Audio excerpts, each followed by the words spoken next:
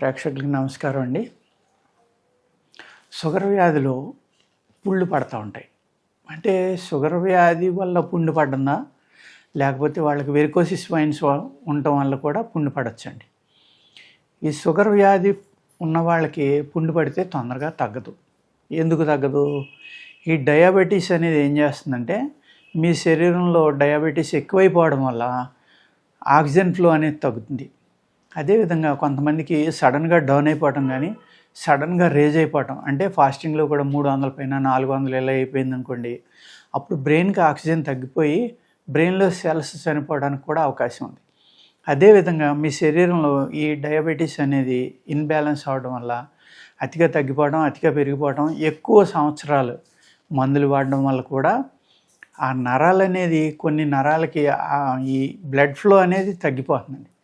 తగ్గిపోవడం వల్ల ఏమవుతుందంటే, ఆ ఏరియాలో ఉన్న సెల్స్ ఏవైతే ఉన్నాయో, ఈ బ్లడ్ ఫ్లో తగ్గిపోయినప్పుడు బ్లడ్ ద్వారా వెళ్ళవలసిన ఆక్సిజన్ అందదు కాబట్టి అవి చనిపోతాయి. అక్కడ ఆ ఏరియాలో డెడ్ సెల్స్ చనిపోయిన తర్వాత బయటికి రావడానికి కుదరలేదనుకోండి, అక్కడే మనకి శరీరం ఏం చేస్తుందంటే, ఆ విష పదార్థాల కింద ఏర్పడతాయి. అవి చనిపోయిన తర్వాత వాటిని బయటికి పంపడం కోసం మన శరీరమే ఒక పుండు లాంటిది తయారు చేసుకుంటుంది అన్నమాట. షుగర్ వ్యాధికి కంటిన్యూగా మందులు వాడడం వల్ల ఆటోమేటిక్గా సెల్ రిజనరేట్ అనేది తగ్గిపోవటం, ఉన్న సెల్స్ తొందరగా చనిపోవటం, బాడీ క్షీణించిపోతున్నాడు, వీక్ అయిపోతుంది. లోపల మిమ్మల్ని మీ అవయవాల్ని పాడు చేసేస్తాం, బయటికి ఏం అనిపించదు. అందుకేం చేయాలి అంటే, ఏ ఏరియాలో అయితే పుండు పడ్డందో ఆ ఏరియాలో తగ్గకపోవడానికి కారణం ఏంటంటే, మీలో ఇమ్యూనిటీ పూర్తిగా కోల్పోవడం వల్ల. ఈ ఇమ్యూనిటీ కోల్పోవడం వల్ల మీకు అర్థమైపోతుందండి. ఒక 20 రోజులు, నెల ముందరే, లేకపోతే 6 నెలల ముందరో ఎక్కడైతే బ్లడ్ ఫ్లో లేదో ఆ ఏరియాలో డార్క్ బ్లాక్ అవ్వడం, అక్కడ స్పర్శ సరిగ్గా లేకపోవడం, తిమ్మిరి కలగడం, ఇలాంటి లక్షణాలన్నీ మీకు కనపడతాయి అన్నమాట. అవి కనపడిన వెంటనే జాగ్రత్త పడి మీరు ఈ షుగర్ను కంట్రోల్ చేయడానికి ఇన్సులిన్ లేకపోతే ట్యాబ్లెట్లో పవర్ పెంచాలా, మీరు ఎవరి దగ్గర అయితే కన్సల్టెన్సీకి వెళ్ళి ఏ డాక్టర్ దగ్గర వాడుతున్నారో ఇమీడియట్గా ఆ డాక్టర్ని సంప్రదించే ఆయన సలహా ప్రకారం ఆ అతిగా ఉన్న షుగర్ని తగ్గించుకోగలిగి, కొంత వ్యాయామం, కొంత ఆహారంలో నియమాలు పాటిస్తే కనుక ఈ పుండు తగ్గడానికి కూడా అవకాశం ఉంటుందండి. షుగర్ కంట్రోల్ అవ్వకుండా మీకు పుండు తగ్గాలి అంటే తొందరగా జరగదు. ఆయుర్వేదంలో అనేక రకాల ఆయింట్మెంట్స్ ఉంటాయండి. అనేక మూలికల్ని భస్మాలు చేసినవి ఉంటాయి, అనేక క్షారాలు ఉంటాయి. ఆ క్షారాలను కూడా కలిపి ఆ ఆయింట్మెంట్ అనేది తయారు చేయటం వల్ల, కొన్ని నెయ్యితోటి తయారు చేయటం వల్ల, కొన్ని ఆముదంతో తయారు చేయటం వల్ల అనేక రకాలైన ఆయింట్మెంట్స్ ఉంటాయన్నమాట.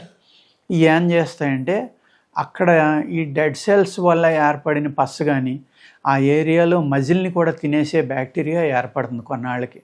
ఎందుకంటే అక్కడ దానికి అడ్డొచ్చి పుండు పట్టడానికి కారణమైన బ్యాక్టీరియా మీద యుద్ధం చేసి ఆ బ్యాక్టీరియాని చంపే ఇమ్యూనిటీ మీ బాడీలో లేదు కాబట్టి ఏమవుతుందంటే, అది అలా క్రానిక్ అయిపోయి దాని ఇష్టం వచ్చినట్టుగా, అంటే యుద్ధానికి వెళ్ళిన సైనికుడికి శత్రువు లేడనుకోండి, ఈజీగా మనం ఆ రాజ్యాన్ని కానీ ఆ కోటను కానీ అవతల వాళ్ళని ఎలా ఓడించగలం.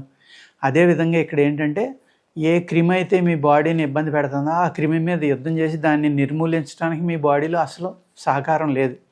అందుకది దాని ఇష్టం వచ్చినట్టుగా ఆ ఏరియాలో ఉన్న మజిల్ని తినేయటం కానీ, ఆ ఏరియాలో ఉన్న నర్వస్ సిస్టమ్ తినేయడం కానీ, ఈ పుండు పెరిగిపోయి మానకుండా అవడం కానీ, అది కొన్నాళ్ళకి గ్యాంగ్రీన్లోకి వెళ్ళడం వల్ల ఆ పార్ట్ తీసేయడం అనేది కూడా జరుగుతూ ఉంటుంది అన్నమాట. అయితే గ్యాంగ్రీన్లోకి వెళ్తే కనుక మీకు అనేక రకాల ఇబ్బందులు కలగటం. ఈ పుండు మీద మీకు అద్భుతంగా పనిచేసేది ఏంటంటే సీతాఫలపు ఆకు అండి. సీతాఫలం ఏదైతే ఉందో ఆ ఆకు కానీ లేత కాయ కానీ నూరి పెట్టచ్చు, కానీ బాగా పెయిన్ వస్తుంది, మండుతుంది. దాన్ని బట్టి దాన్ని మీరు ఒక ఆముదంలో కానీ, ఒక కొబ్బరి నూనెలో కానీ, ఒక ఆవు నెయ్యిలో కానీ, ఇంకొక నెయ్యిలో కానీ ఇలాగ కలిపి కనుక మీరు పెట్టుకుంటే ఆ బ్యాక్టీరియా అనేది చనిపోయి అది వైరస్ కింద మారి ఆ పుండు అలా కంటిన్యూగా ఉండిపోవడం వల్ల మీ బాడీలో ఉన్న యాంటీబాడీస్ దాని మీద ఫైట్ చేయకపోవడం వల్ల అది ఒక ఆటో ఇమ్యూన్ కింద మారడానికి కూడా అవకాశం ఉందండి. ఇంకా అప్పుడు మీరు ఎన్ని మందులు వాడినా అది తగ్గదనమాట. అటువంటి పుండిని కూడా తగ్గించే లక్షణం సీతాఫలపు ఆకులో కానీ సీతాఫలపు లేతకాయలో కానీ ఉంటుంది. అవి నూరుకుని మీరు జాగ్రత్తగా దాన్ని రాస్తే కనుక కొన్ని రోజులు ఆ పుండు తగ్గడానికి చక్కని అవకాశం ఉందండి. ఏదైతే మీరు సీతాఫలం ఆ కాయ కానీ లేత కాయ కానీ ఆకు కానీ వాడుతున్నారో అది మీరు డాక్టర్ సలహా ప్రకారం డాక్టర్స్ పర్యవేక్షణలో కనుక చేసుకుంటే చాలా చక్కగా పనిచేస్తుందండి. మీరు తెలిసి తెలియకుండా వాటిని ఎక్కువ వాడేయడం కానీ ఇలాంటివి జరిగిందనుకోండి, ఆ మంట కానీ బాధ కానీ ఎక్కువైపోయినప్పుడు ఏమవుతుందంటే ఆ పుండు పెద్దది అవ్వటానికి కూడా అవకాశం ఉంటుందన్నమాట.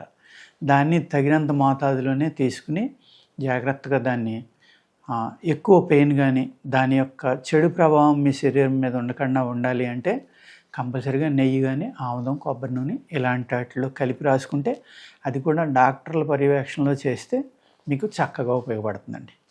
నమస్కారం.